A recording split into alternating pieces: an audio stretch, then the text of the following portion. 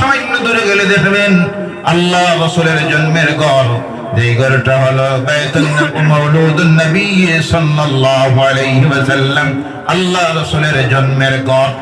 সেই ঘরে আল্লাহ রাসূল তিলাওয়াত করতেছেন রাত্রিতে। আবু জেহেল তার ঘর থেকে বাইর হয়ে আল্লাহর হাবিবের ঘরের কিনারায় চলে গেছে কোরআন তিলাওয়াত শুনে।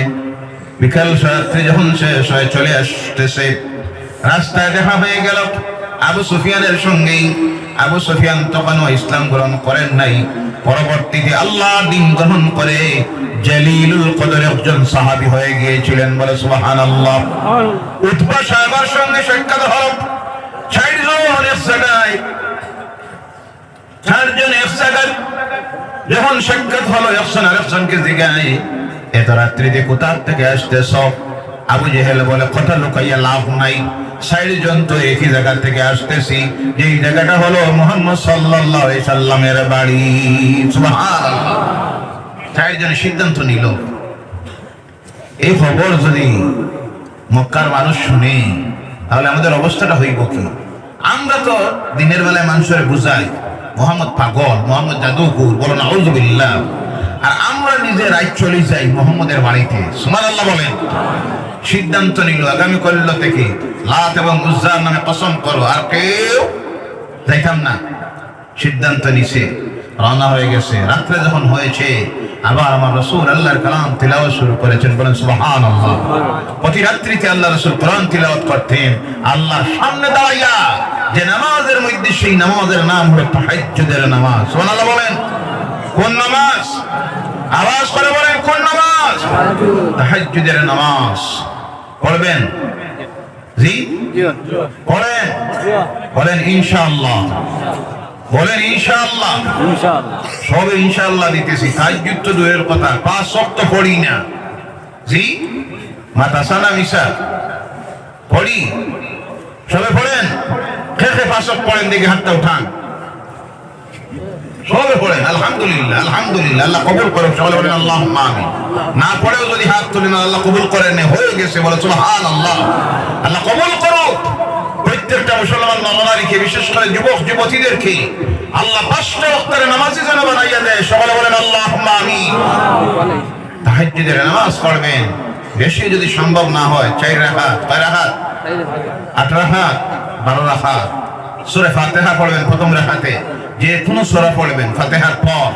আর এই নামাজে দাঁড়িয়ে চোখের পানি ছেড়ে দিবেন, সিজদায় পড়ে আল্লাহর কুদরতের কদমে কান দিবেন, হাত তুলবেন। সেই সময়ের হাত তোলা আল্লাহ ফিরাইয়া দেন। বলেন সুবহানাল্লাহ। কান্দার সময় কান্দ, সময় বুঝে কান দিলে কান্দা কাজে লাগেনি না? না, আমরা কান্দাও জানি না, বেশি জানি হাসা। কোনটা কোনটা বেশি জানি? এর জন্য মাঝে মাহফিলে আমার দাওয়াত ছিল, আমি প্রোগ্রামটা ক্যান্সেল করলাম।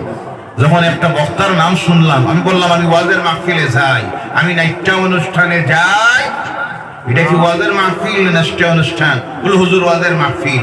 ওয়াজের মাহফিলে আমি বললাম ওয়াজের মাহফিলে কি বক্তারে স্টেজের নিচে দৌড় দিয়ে যায়, দৌড়ি আবার আনা লাগে? জি, এটা ওয়াজ। কথা বলেন না, এটা ওয়াজ না নাটক? কথা বোঝা যায়নি না? না, এটা ওয়াজ না নাটক?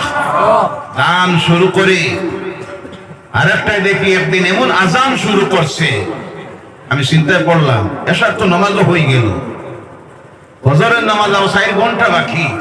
এটাই মঞ্চে যে আজান শুরু করলো, মানুষ যদি ফজর পড়া শুরু করে, মানুষ কি দাওয়াত দিয়ে আনে ওয়াজ শোনার লাগি না আজান শোনার লাগি? কথা বলেন না? আপনারা অতিথি আনেন গান শোনার লাগি, গজল শোনার লাগি, আজান শোনার লাগি, না কোরআন হাদিসের আলোচনা শোনার জন্য? তাহলে যেগুলি এই মঞ্চে বসে ঘন্টার পর ঘন্টা গান আর গজল আর নাচ ফাল দেয়, আরে ধরে নামাইয়া দিবেন, রাজি আছেন? অনেকে বলেন আলিম উলামা এগুলি বেয়াদবি করবো কি? এটা কি বলছে আলিম? আলিম হইলে তো কোরআন হাদিসের কথা বলতো। গান আর ডম তামসা দিয়ে ২-২.৫ ঘন্টা কাটাইয়া দেয়। কথায় কথা এসেছে, দুঃখে কথা বলতে হয়। আর এই কথাগুলি বললে অনেকের গায়েও আবার জ্বালা যন্ত্রণা হয়। আওয়ার আগে কয়, আওয়ার আগে অ্যাডভান্স ৫০,০০০। নাউযুবিল্লাহ নাই?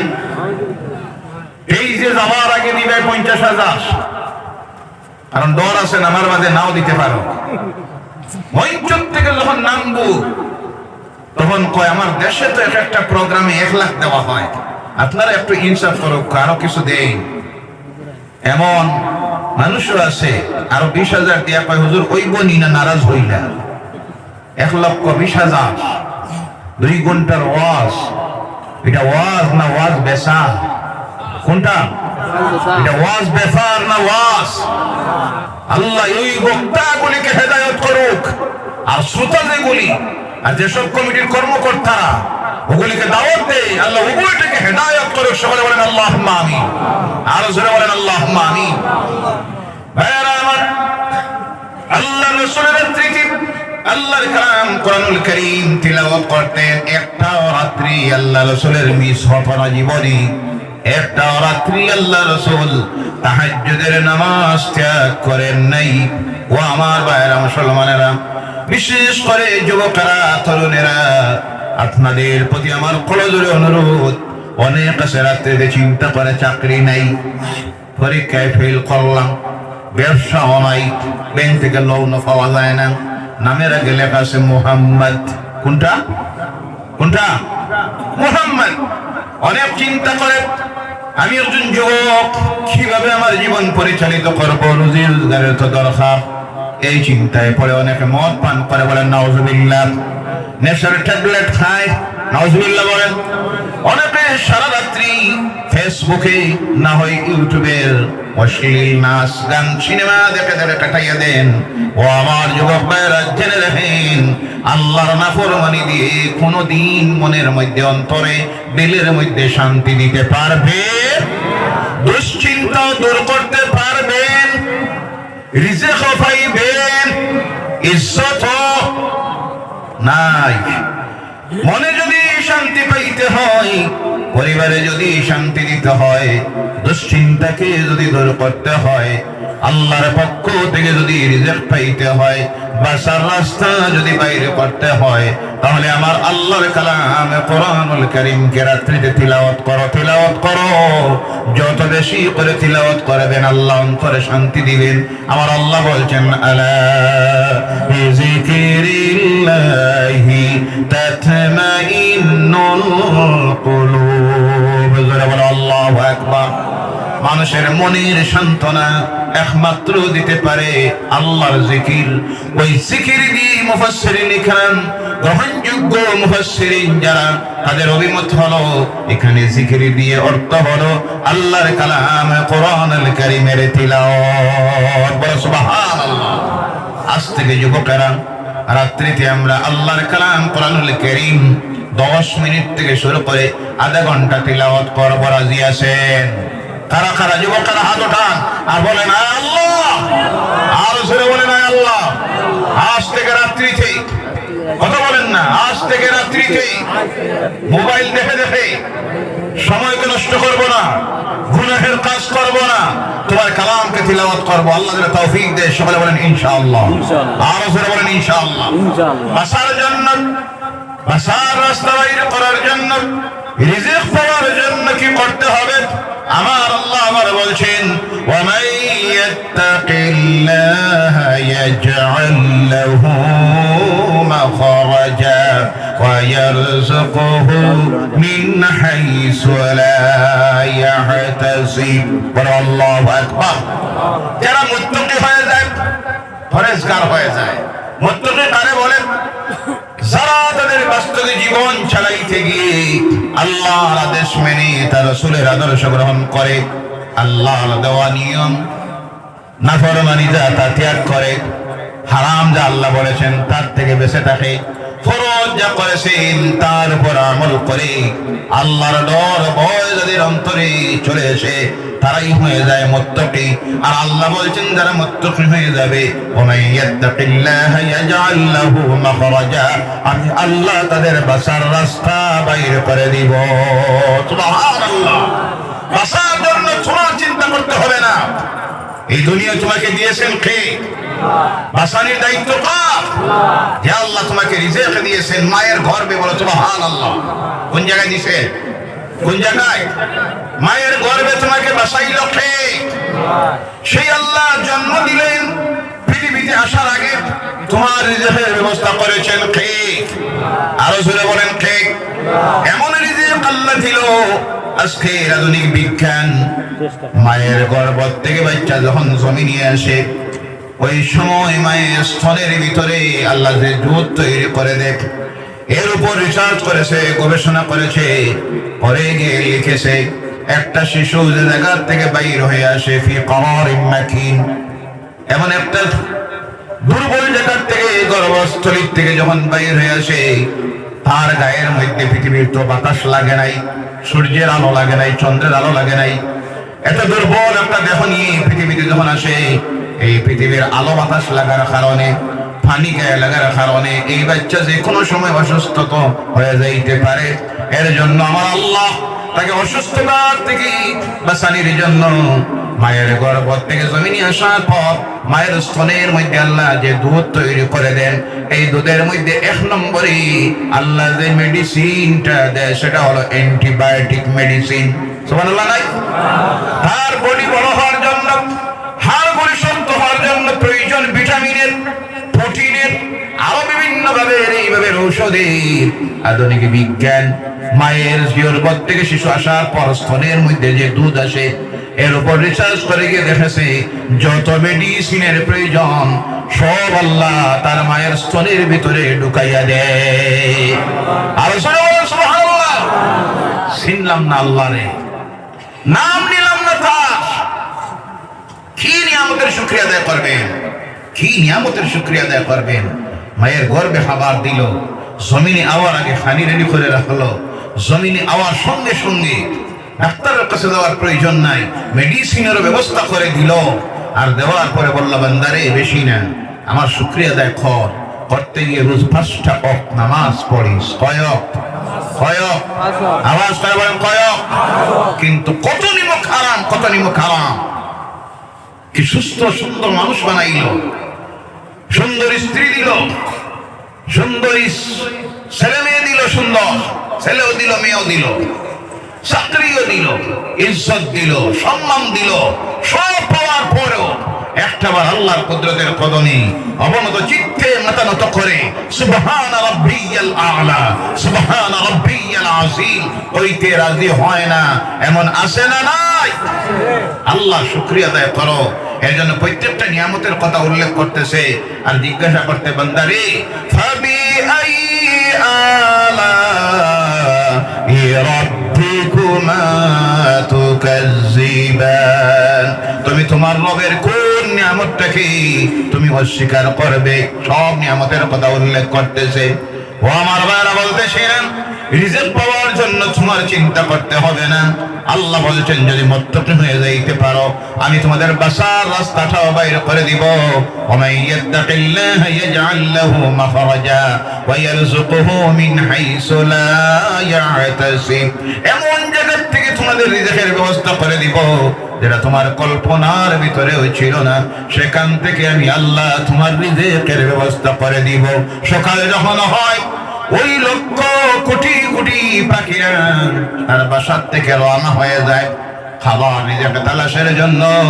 ইনসাফের সহিত বলুন তো বিকাল বেলায় কি একটা পাখি খালি পেটে ফিরে আয়? জি, একটা গরু খালি পেটে ফিরে আয়? বড় বড় হাওরের মধ্যে, বিলের মধ্যে কত প্রকারের জীব জগৎ আল্লাহ তৈরি করে রেখেছে।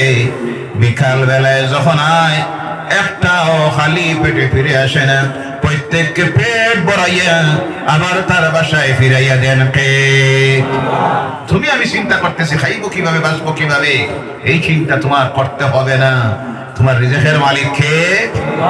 অত্যন্ত পরিষ্কার হয়ে যাও, বাসার রাস্তা বাইর করে দিবে, রিজিক দিবে, এমন দেওয়া দিবে ইন্নাল্লাহা ইয়ারযুকু মান ইয়াশা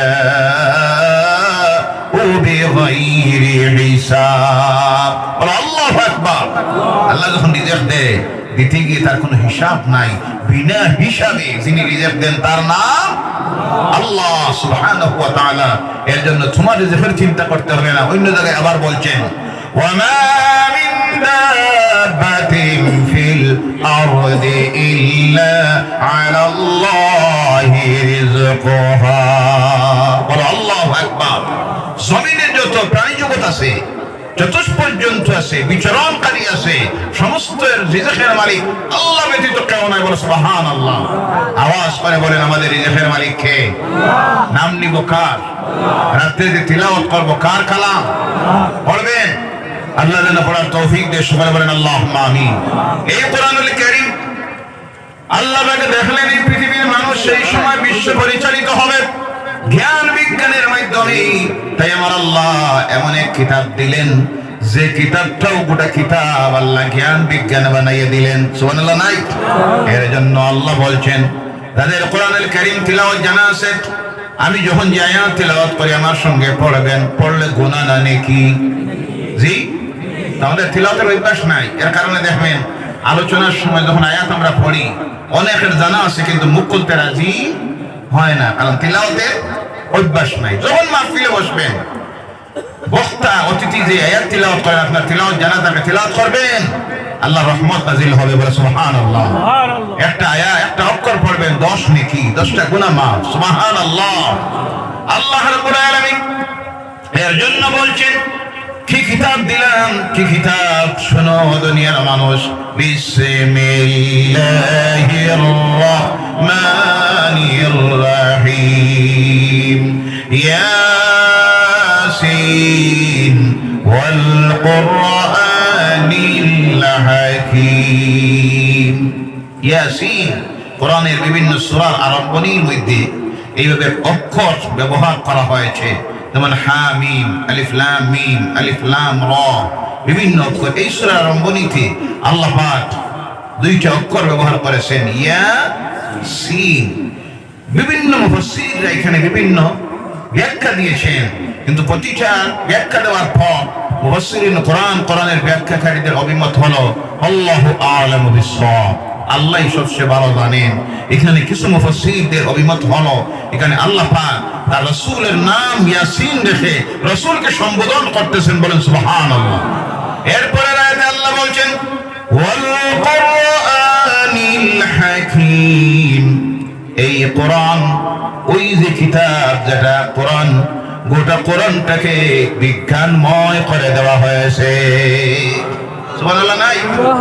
অন্য জায়গায় আবার আল্লাহ পাক ইব্রাহিম আলাইহিস সালামের একটা দোয়াকে উল্লেখ করতেছেন। আল্লাহ বলছেন রব্বানা ওয়াবআস ফীহিম রাসূলাম মিনহুম ইয়াতলু আলাইহিম আয়াতিকা ওয়া ইউআল্লিমুহুমুল কিতাবা ওয়াল হিকমাতা ওয়া ইউযাক্কিহিম ইন্নাকা আনতাল আজিজুল হাকীম। সুবহানাল্লাহ। ওয়াল হিকমা, পুরো আয়াতের ব্যাখ্যা যাচ্ছি না।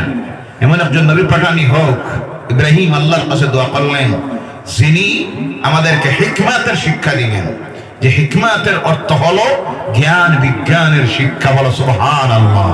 এজন্য আল্লাহ এমন একজন জ্ঞান বিজ্ঞানিক মহাবৈজ্ঞানিককে আল্লাহ জমিনে পাঠাইলেও যে বিজ্ঞানীর মতো কোন কালে পৃথিবীতে কোনো বৈজ্ঞানিক ছিল না, আজও নাই, তা কিয়ামতের আগে আসবে না, যে মহাবৈজ্ঞানিকের নাম হলো মুহাম্মাদুর রাসূলুল্লাহ সাল্লাল্লাহু আলাইহি সাল্লাম। বলেন সুবহানাল্লাহ। এই কোরআন হলো বিজ্ঞানময়, যার জ্বলন্ত প্রমাণ বিভিন্ন ভাবে এই কোরআন পৃথিবীর মানুষের সামনে তুলে ধরেছে। এই কোরআন আমরা তো বুঝি না, না বুঝার কারণে আমরা শুধু মনে মনে ভাবি এই কোরআনটা হলো নামাজে 5 ওয়াক্ত তিলাওয়াত করার জন্য, জিনে বুতে কাউরে দললে পড়িয়ে ফু দেওয়ার জন্য, তাবিজ দেওয়ার জন্য। নাউযুবিল্লাহ নাই? যা দিবেন না না যাই তা বলছি না, শুধু এর জন্য নয়। কেউ মারা গেলে তার বাড়িতে 30 পারা কোরআন পড়বেন, শুধু তার জন্য নয়, পড়বেন সওয়াবের কাজ। কিন্তু এই কোরআনকে আমরা যে সীমাবদ্ধতার মধ্যে রাখতেছি, আর আমরা বুঝতেছি শুধুই এই নামাজে তিলাওয়াতের জন্য এসেছে, রমজান মাসের তারাবির নামাজে কমপ্লিট কোরআন তিলাওয়াত করার জন্য এসেছে, তাবিজ দেওয়ার জন্য, তেলহানি করা ফু দেওয়ার জন্য, শুধু তার জন্য এসে নাই। এই কোরআন সেই কিতাব দুনিয়ার মানুষের জন্য যা কিছুর প্রয়োজন, সৌরজগৎ থেকে ভূমণ্ডল পর্যন্ত যেখানে যা কিছু আছে সব যে কিতাবের মধ্যে আলোচনা করা হয়েছে, এই কোরআনের মধ্যে আছে geology, biology, philosophy, chemistry, botany, history, science, mathematics, অর্থাৎ দুনিয়ার যত ভাষা আছে, যত সাবজেক্ট আছে, সমস্ত আল্লাহ পাক যে কিতাবের মধ্যে ঢুকাইয়ে দিয়েছেন, সেই কিতাবের নাম হলো কোরআনুল কারীম। সুবহানাল্লাহ। কিন্তু জানি না আর কোরআন জানা তো দূরের কথা, নামাজে দাঁড়াইয়া যা পড়ি তাও বুঝি না। আমি অনেক সময় উদাহরণ দিই, এক ভদ্রলোক, হিন্দু ভদ্রলোক, মুসলমানের এলাকায় থাকে, বিভিন্ন সময় মসজিদের কিনারা দিয়ে যায়।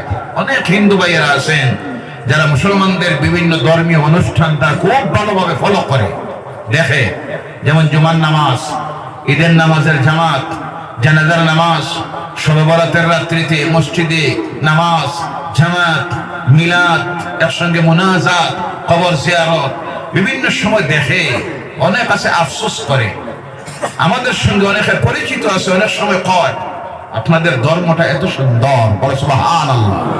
কি সিস্টেম, কি সিস্টেমেটিক, কি নিয়ম কানুন, কি শৃঙ্খলা, কি ভদ্রতা, কি পরিষ্কার পরিচ্ছন্নতা, মানে তার কথা বোঝা যায় তার মন চাইতেছে ইসলাম গ্রহণ করার জন্য।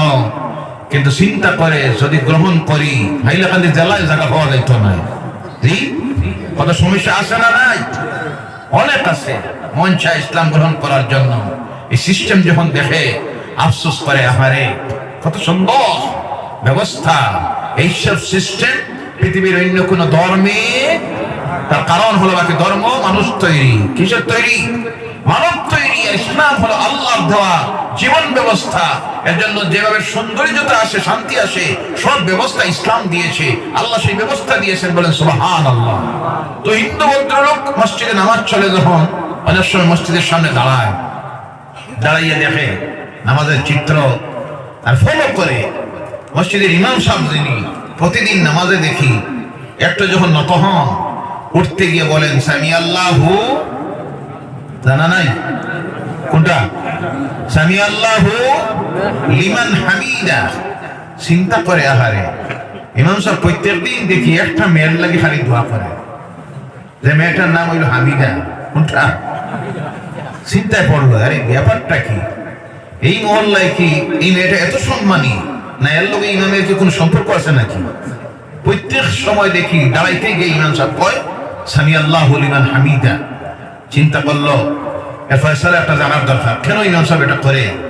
আর এক মুসলমানের কাছে গেছে। কার কাছে? মুসলমানের কাছে। দেখলো ওই ভদ্রলোক তো প্রতিদিন দেখি নামাজ পড়ে, বয়স্ক প্রবীণ মানুষ, নামাজ পড়ে, প্রতি ওয়াক্তে জামাতে নামাজ পড়ে। এর কাছে গেছে, গিয়ে বললো ভাই একটা বিষয় আমি ক্লিয়ার করার জন্য আপনার কাছে আসলাম। আপনাদের মসজিদের ইমাম সাহেবের হামিদার নামের মেয়ের সঙ্গে কি সম্পর্ক?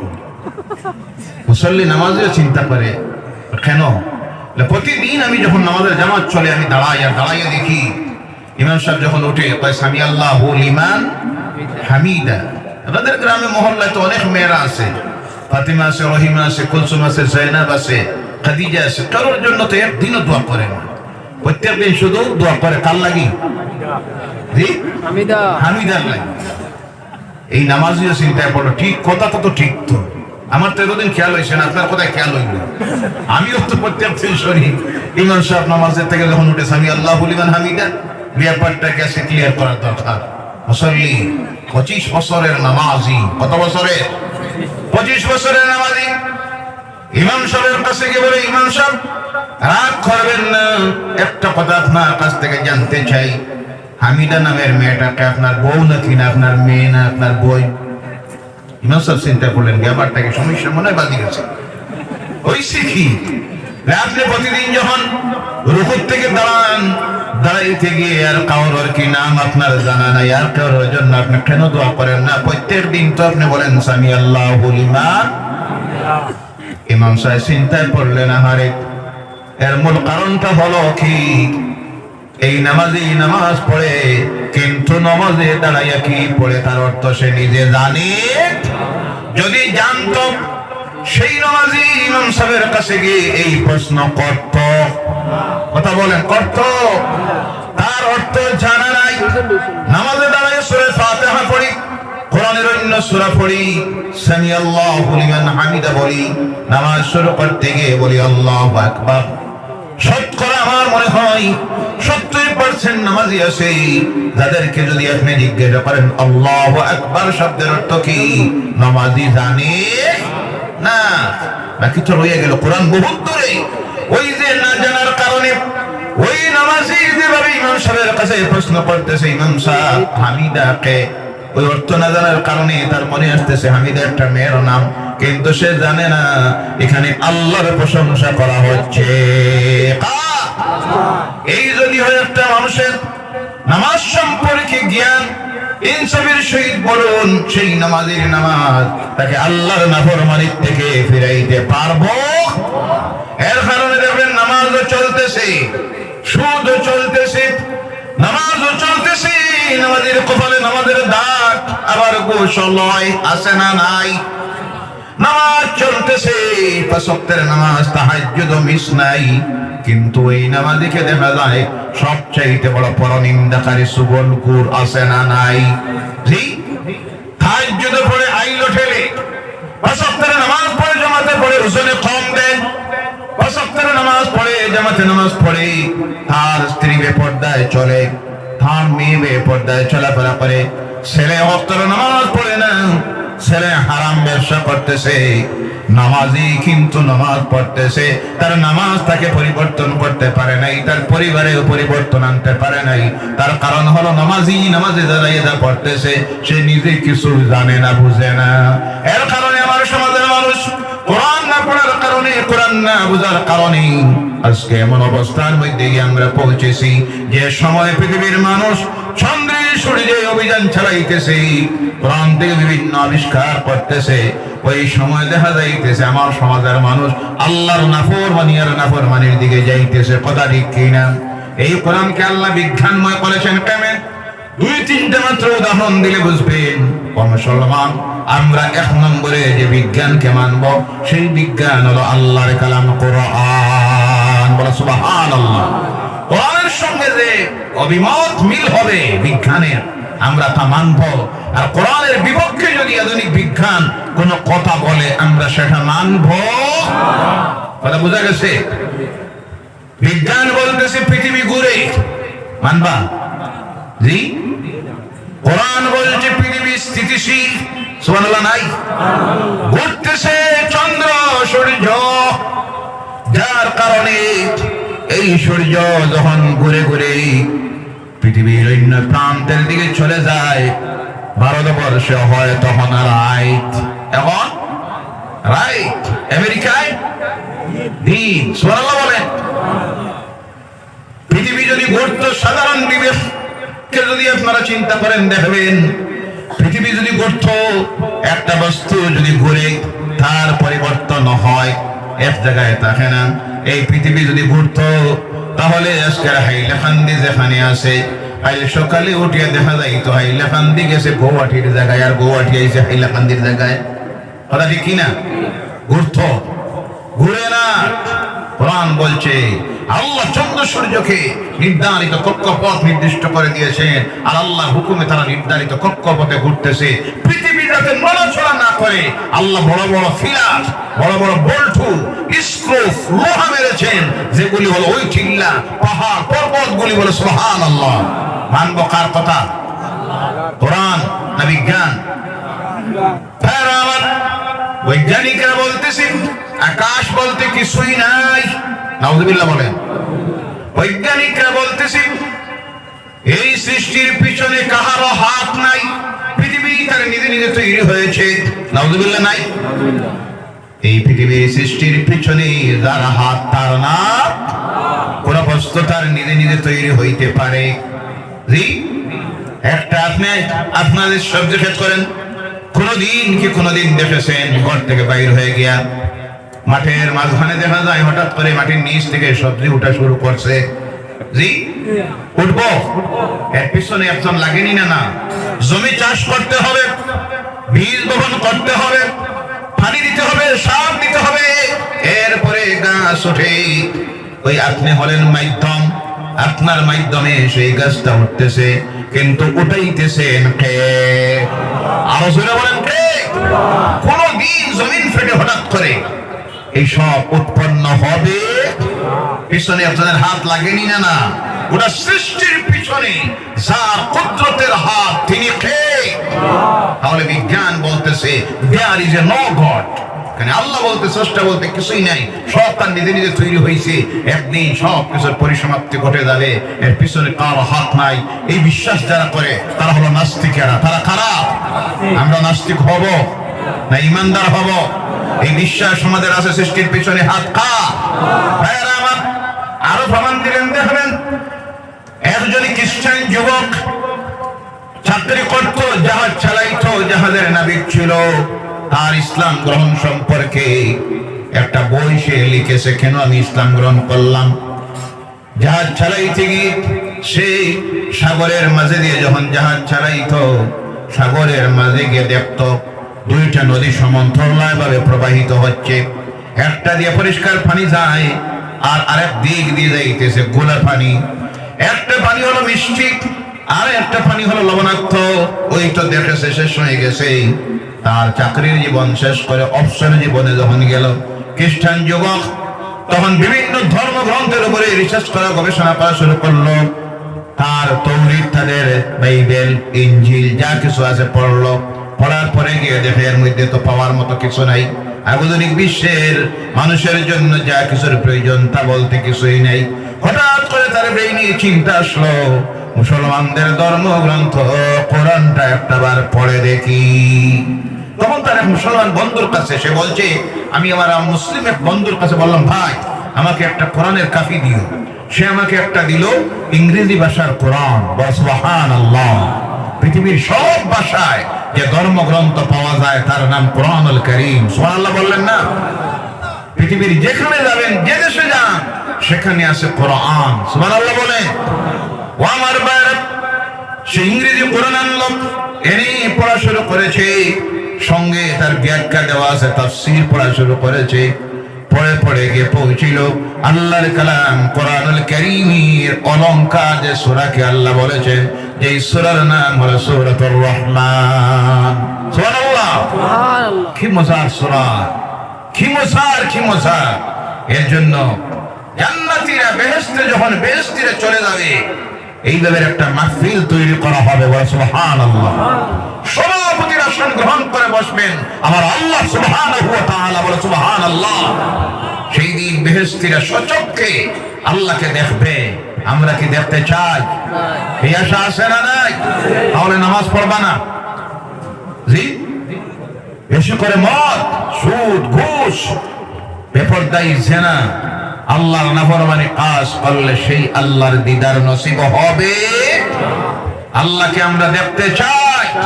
আল্লাহকে দেখতে হলে এক নম্বরে যে ইবাদত করতে হবে সেটা হলো 5 ওয়াক্তের নামাজ। কয় ওয়াক্তের? আওয়াজ করে বলেন, কয় ওয়াক্তের? পড়বো আজ থেকে। রাজি আছেন? আর একটাবার হাত উঠান আর বলেন নারায়ে তাকবীর, নারায়ে তাকবীর, নারায়ে রিসালাত। আয় আল্লাহ, আয় আল্লাহ। জোরে বলেন আয় আল্লাহ। আমরা যারা হাত তুলেছি আজ থেকে 5 ওয়াক্তের নামাজ পড়বো, জামাতে পড়বো। আল্লাহ কবুল করে নাও। সকলে বলেন আল্লাহুম্মা আমিন। আর নামাজ সেই জান্নাতীদের সামনে আল্লাহ পাক তার কুদরতের সূরত ধরে হাজির হয়ে বলবে, ও আমার জান্নাতি বান্দারা, দুনিয়ায় অনেক কষ্ট তোমরা করেছো আমি আল্লাহকে খুশি করার জন্য, আমি আল্লাহকে সন্তুষ্ট করার জন্য, আমার জান্নাত পাওয়ার জন্য। তোমরা সেফটি বজবর উত্তর মোড়া সংলগ্ন মাঠে মাঘ মাসের ঠান্ডার রাত্রিতে 12টা 1টা বাজাইয়া দিয়েছিলে। দুনিয়ার সব বলে গিয়ে একমাত্র আমি আল্লাহকে খুশি করার জন্য, আমার সন্তুষ্টির মাধ্যমে আমার জান্নাতে আসার জন্য আমি আল্লাহ আজকে তোমাদের সামনে হাজির হয়ে গেলাম। সুবহানাল্লাহ নাই? জান্নাতীরা নয়ন ভরে আল্লাহর দিকে তাকাবে। সেই মুহূর্তটাই হলো জান্নাতীদের দুনিয়া আখিরাতের জীবনের সবচেয়ে উত্তমতম মুহূর্ত যখন আল্লাহর দিদার নসিব হয়ে যাবে, বলে সুবহানাল্লাহ। এর চাইতে খুশির মুহূর্ত আর হতে পারে না। বান্দার সামনে তার রব সারা জিন্দেগি যার জন্য কাটাইয়া দিছে, রক্ত দিছে, গর্দনা দিছে, মাল দিছে, সব বিক্রি করে দিছে আল্লাহকে খুশি করার, রাজি করার জন্য। কিন্তু আল্লাহ দেখে, আমরা দেখছি, আমরা দেখেছি, দেখি নাই, সব দিছে যার জন্য তিনি সামনে এসে হাজির হয়ে যাবেন, বলবেন মন ভরে দেখো, বলে সুবহানাল্লাহ। আর তখন বলবেন ও আমার হাবিব, আপনি তিলাওয়াত করুন, তিলাওয়াত করুন সেই সূরাটা যেটা আমি আল্লাহ পাক আমার কালামের অলংকার বানাইয়ে দিয়েছিলাম। সেই দিন জান্নাতীদের সামনে তিলাওয়াত শুরু করবেন যিনি দুনিয়ার সর্বশ্রেষ্ঠ নবী, তোমার আমার নবী মুহাম্মদুর রাসূলুল্লাহ সাল্লাল্লাহু আলাইহি ওয়াসাল্লাম তিলাওয়াত শুরু করবেন বিসমিল্লাহির রাহমানির রাহিম। আর-রাহমান আল্লামাল কুরআন খালাকাল ইনসান আল্লামাহুল বায়ান। এই সময় জান্নাতে যে পরিবেশ তৈরি হবে, একদিকে স্বয়ং আল্লাহ হাজির, আর আরেকদিকে তার নবী মুহাম্মদ রাসূলুল্লাহ নূরানী জবান থেকে আল্লাহর কালাম তিলাওয়াত শুনতেছে। জান্নাতীদের মনে তখন যে সান্ত্বনা আসবে, সেই সান্ত্বনা দুনিয়ার কোথায় আখিরাতের কোথাও নাই, যেটা সেদিন তারা পাবে আল্লাহর জান্নাতে, বলো সুবহানাল্লাহ। আল্লাহ আমাদের প্রত্যেককে সেই জান্নাতে যাওয়ার মতো আমল তৈরি করে তৌফিক দিয়ে বলেন আল্লাহুম্মা আমিন। সেই যুবক এই সূরা তিলাওয়াত শুরু করছে, ব্যাখ্যা দেখতেছে, পরে পরে যে আজ যখন পৌঁছিল মাওয়াজাল বাহরাইনি ইয়ালতাকিয়ানি বাইনাহুমা বারযাখুল লা ইয়াবগিয়ান ফাবিআইয়ি আলা'i রাব্বিকুমা তুকাজ্জিবান। আল্লাহু আকবার। যখন তিলাওয়াত করে চিন্তায় পড়ে যায়, আরে গভীর সাগরের মাঝে যা দেখলাম, এই ঘটনাটা কোরআনে আসলো কিভাবে? মারাজাল বাহরাইনি ইয়ালতাকিয়ান, সমান্তরালভাবে দুইটা নদী প্রবাহিত হচ্ছে, কেউ কাউকে কোনো ডিস্টার্ব দিতেছে না, যার যার ধারাবাহিকতায় প্রবাহিত হয়ে যাচ্ছে। এটা তো সাগরের মাঝে দেখলাম, এটা কোরআনের মাঝে আসলো কিভাবে? সম্ভবত যার কাছে কোরআন, যিনি কোরআন লিখেছেন, সে মুহাম্মদ সাল্লাল্লাহু আলাইহি সাল্লাম, সম্ভবত তিনি জাহাজের নাবিক ছিলেন। চিন্তায় পড়ছে, মুসলমান যুবককে জিজ্ঞাসা করে তার বন্ধুকে, ভাই তোমাদের নবী নাকি জাহাজ চালাইতেন? মুসলমান যুবক বলল, আমার নবী তো জাহাজ চালানি দূরের কথা, তিনি তো জাহাজই দেখেন না, সাগর দেখেন নাই, নদী দেখেন নাই। শত শত কিলোমিটার পর একটা কুয়া থাকতো, কোনো সময় পানি উঠতো, কোনো সময় শুকাইয়া যাইত।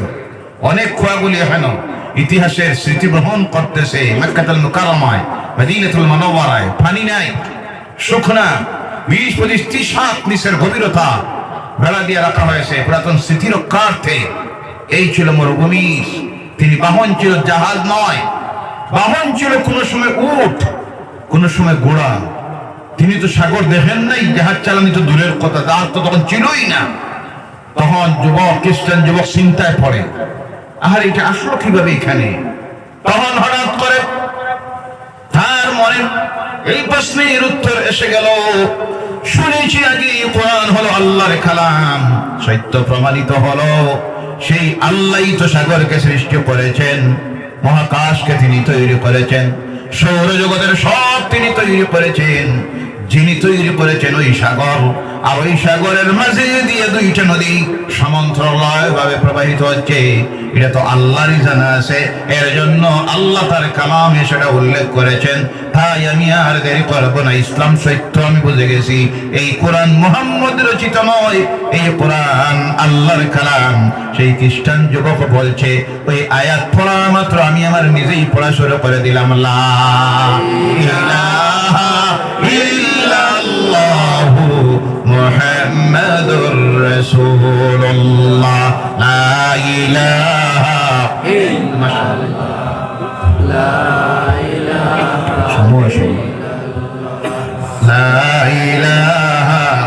কয়টা? লা ইলাহা, জোরে জোরে লা ইলাহা, লা ইলাহা ইল্লাল্লাহ, লা ইলাহা, জোরে জোরে লা ইলাহা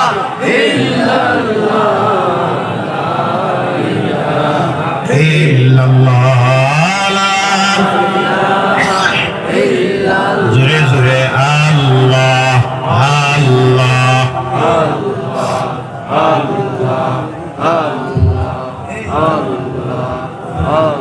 এত মানুষ, আওয়াজ এত ছোট কেন? আল্লাহ আল্লাহ